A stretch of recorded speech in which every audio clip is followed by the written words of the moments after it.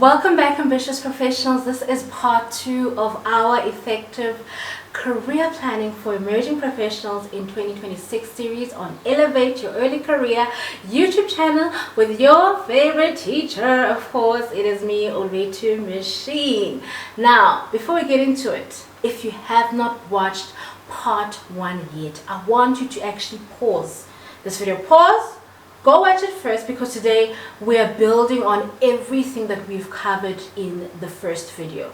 In part 1, what we did is we unpacked my journey from moving a career, leading a career that was an autopilot, to really intentionally building or career building, right?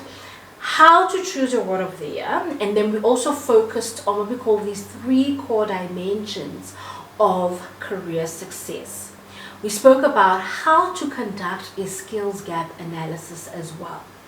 Now today we are taking all of that and we are turning it into a more strategic, actionable plan for 2026. So let's just go right into it. Step number 3 now is the topic of decision making.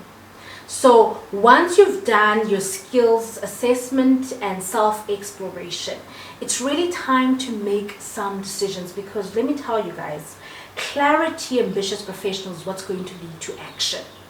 I want you to then ask yourself the following powerful questions. What will I be doing in 2026? What is the role, right?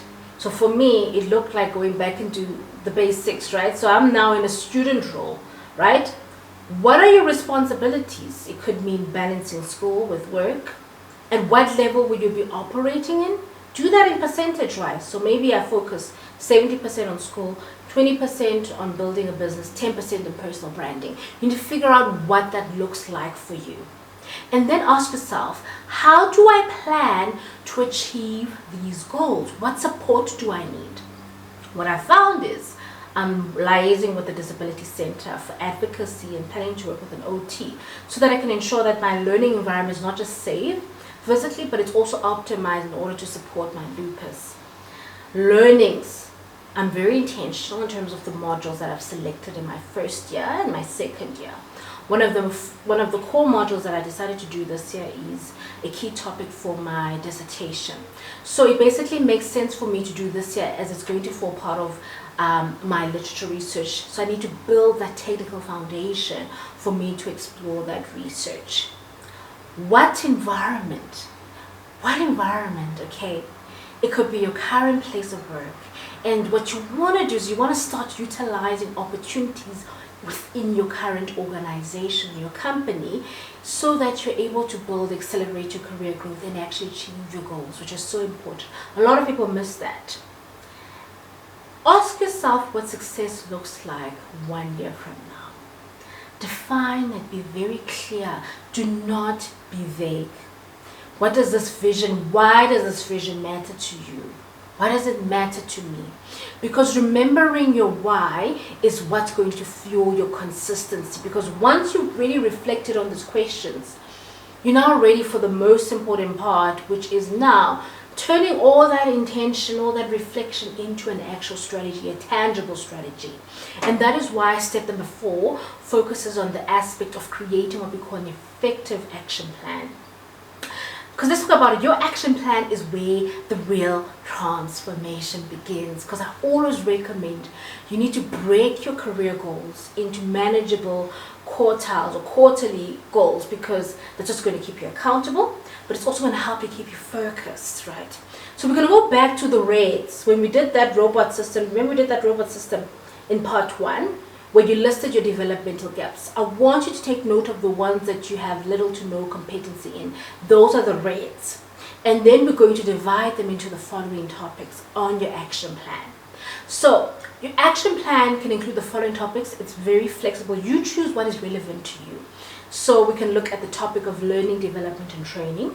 So this could include short courses, certification, postgrad programs, whatever actually supports the skills that you want to elevate. Okay, so maybe this could be a short course that you'd love to do because it supports your next career move, right? Then we're going to focus on what we call professional licenses and registration. So anything your industry requires for credibility, what does that look like for you? So for me personally, I know I need to register for my CPCC license for this year, my HPCSA psychometrist license, my CDB points for that, my HPCSA student IOP, SIOPSA, SABP, right? So those are 5 licenses in total. So it's important to also just think about the budget and remember that most organizations that you work for do help you in terms of the cost regarding your professional licenses, especially if it's related to your role. Thought leadership and personal brand growth. LinkedIn, are you in LinkedIn? Are you visible? Have you thought about creating content? Have you thought about being a part of speaking engagements or just networking online and in person? What about your networking strategy? Do you have your own board of directors or your career advisory board full of sponsors, mentors, peers, experts? So my strategy for this year in terms of networking is conferences. I'd love to attend conferences that are related to my industry, especially where I see myself in the next 2 to 3 years. So it's something I'm very aggressive about. I'm more intentional about because this is going to be a huge one for me in building a new network of professionals that are aligned with my next career path. Feedback integration. You need to use the feedback in order to strengthen your strengths, to address your gaps, to improve your impact. So feedback could be a formal performance evaluation that you might have, or it could be an informal coaching or mentoring conversations that you have with your senior colleagues, your line manager within your organizations. Take note of those feedback because that is important for your development, especially for your career planning, right? The next part is timelines and milestones because every action must have a clear deadline, a visible milestone, a defined success indicator. This is what's going to keep your career plan alive and not forgotten in some notebook. So when I started to actually track my goals, I started doing this on a monthly basis for 2026. So I have my annual goals and then I choose key goals and objectives that I want to work towards for the month. And then I do a monthly review of those goals and objectives. I'm actually going to do that today. But I also do a weekly review just to make sure that I'm tracking and I move goals around, right? Progress reviews are important. So you need to figure out, do you want to schedule a check-in every quarter, monthly, weekly as well, right? So that you're able to adjust and have sight of how am I actually tracking. You can ask yourself, what went well?